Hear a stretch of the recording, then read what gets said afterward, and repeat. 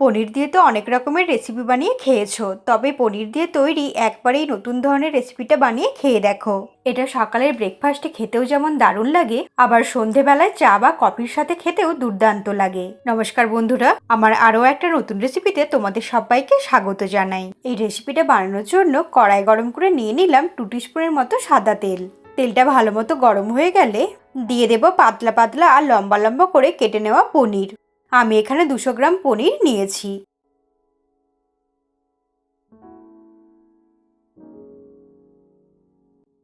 এইরকম ভাবে কিছুটা পনির উল্টে পাল্টে ভেজে নেওয়ার পর এর সঙ্গে দিয়ে দেব বাকি কেটে নেওয়া পনিরগুলো। পনিরগুলো কিন্তু খুব বেশি লাল লাল করে ভাজবার প্রয়োজন নেই, তাতে পনিরগুলো খুব তাড়াতাড়ি শক্ত হয়ে যায়, খেতেও ভালো লাগে না আর দেখতেও ভালো লাগবে না। উল্টে পাল্টে জাস্ট একটু হালকা লালচে করে ভেজে নেব। যেগুলো ভাজা হয়ে গেছে সেগুলো আমি তুলে নেব।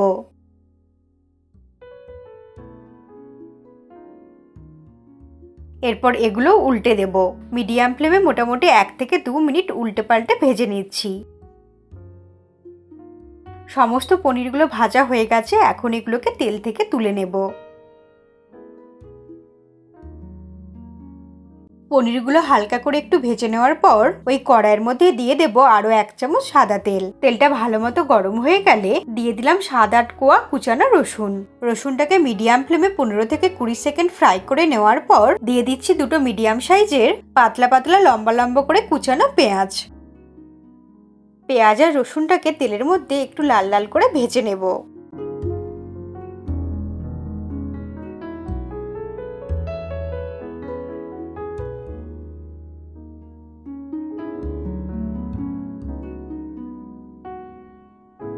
মিনিট 2 সময় নিয়ে পেঁয়াজটাকে হালকা লালচে করে ভেজে নিলাম। এরপর এর মধ্যে দিয়ে দেব কিছুটা পরিমাণে বিনসগুলোর 2 দিকটা বাদ দিয়ে ভালো করে ধুয়ে নিয়েছি। আমি এখানে গোটা গোটাই ব্যবহার করেছি, তোমরা চাইলে কিন্তু অর্ধেক করে কেটেও নিতে পারো। পেঁয়াজ আর রসুনের সঙ্গে বিনসটাকে একটু মিশিয়ে নিয়ে নাড়াচাড়া করে ভাজা করতে থাকবো।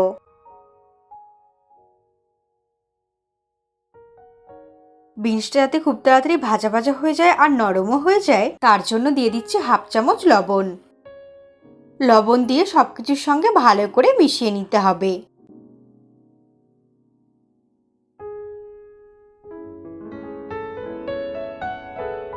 বিনসটাকে 2 মিনিট মিডিয়াম ফ্লেমে নাড়াচাড়া করতেই ভাজা ভাজা হয়ে গেছে আর অনেকটাই নরম হয়ে গেছে আর কালারও চেঞ্জ হয়ে গেছে।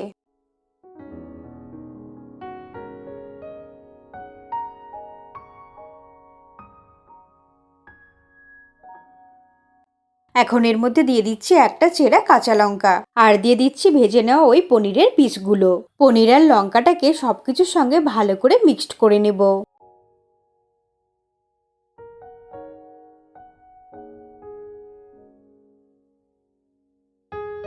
সমস্ত কিছুকে নাড়াচাড়া করে খুব ভালো করে মিশিয়ে নিলাম।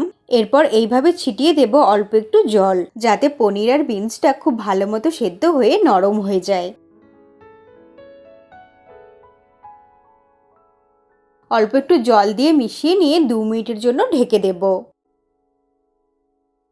2 মিনিট হয়ে গেছে আর বিনসটাও কিছুটা সেদ্ধ হয়ে গেছে।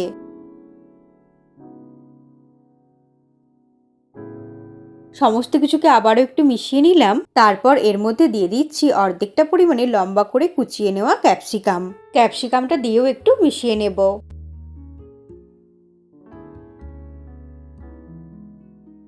এরপর এর মধ্যে দিয়ে দিচ্ছি 1/2 টিস্পুনের মতো গোলমরিচের গুঁড়ো, দিয়ে দিচ্ছি কিছুটা পরিমাণে অরিগ্যানো। এটা না চাইলে বাড়িতে যদি কোনো ভাজা মশলা থাকে সেটাও দিতে পারো। এর সঙ্গে দিয়ে দিচ্ছি কিছুটা পরিমাণে চিলি ফ্লেক্স, দিয়ে দিলাম 1 চামচ টমেটো সস। অল্প একটু চীনাবাদাম শুকনো কড়াইয়ের মধ্যে নেড়ে নিয়ে খোসাগুলো ছাড়িয়ে হামানদিস্টার মধ্যে নিয়ে একটু ভাঙা ভাঙা করে নিয়েছি। এই বাদামটা দিলে এটা খেতে অনেক বেশি ভালো লাগবে, তাই হাতের কাছে থাকলে অবশ্যই দিও। সমস্ত কিছুকে খুব ভালো করে মিক্সড করে নিতে হবে। সবকিছুকে ভালো করে মিক্সড করে নেওয়ার পর দিয়ে দিচ্ছি 1/2 বাটি জল। মশলাগুলো যাতে পনির আর সবজিগুলোর মধ্যে ঢুকে যায় আর সমস্ত কিছু খুব ভালোভাবে সেদ্ধ হয়ে যায়, তার জন্য ফ্লেমটাকে একদম লোতে করে দিয়ে 2 থেকে 3 মিনিটের জন্য ঢেকে দেব। 3 মিনিট হয়ে গেছে, ঢাকা খুলে দিয়ে দিচ্ছি হাফ টিস্পুন চিনি। চিনি দিলে এটা খেতে অনেক বেশি ভালো লাগবে। চিনি দিয়ে সবকিছুর সঙ্গে খুব ভালো করে মিশিয়ে নিয়ে ওভেনটাকে অফ করে দেব। এটা দেখেই বোঝা যাচ্ছে কতটা লোভনীয় হয়েছে দেখতে। এইভাবে একদিন বানিয়ে খেলে কিন্তু মাঝে মাঝে পনির দিয়ে এইরকম ভাবে বানাতে ইচ্ছে করবে। সমস্ত কিছুকে খুব ভালো করে মিশিয়ে নিয়ে আরো 1 মিনিট নাড়াচাড়া করে রান্না করে নিলাম। এরপর ওভেনটাকে অফ করে দিয়ে গরম গরম এটা পরিবেশন করব। দেখতে আর খেতে আরো ভালো লাগার জন্য ওপর দিয়ে ছড়িয়ে দিচ্ছি আরো একটু বাদাম। সকাল সন্ধ্যায় চায়ের সাথে অথবা হালকা ফুলকা টিফিনে স্ন্যাক্স হিসেবেও মুখরোচক এটা খেতে কিন্তু দুর্দান্ত লাগে। যখনই খাও না কেন একদম নতুন স্বাদের একটা রেসিপি, আর বানাতে ঝামেলাও যেমন কম, সময়ও কম লাগে। আমি আমার চ্যানেলে এইরকমই সহজভাবে তৈরি নতুন নতুন রেসিপি দিয়ে থাকি। ভালো লাগলে চ্যানেলটাকে সাবস্ক্রাইব করে তোমরা আমার পাশেই থেকো। তাহলে এইরকমই হাতের কাছে থাকা উপকরণ দিয়ে টেস্টি টেস্টি রেসিপির ভিডিও সবার আগে তোমার কাছেই পৌঁছে যাবে। তোমরা ভালো থেকো আর সুস্থ থেকো। দেখা হবে আবার কোনো নতুন ধরনের রেসিপির সঙ্গে।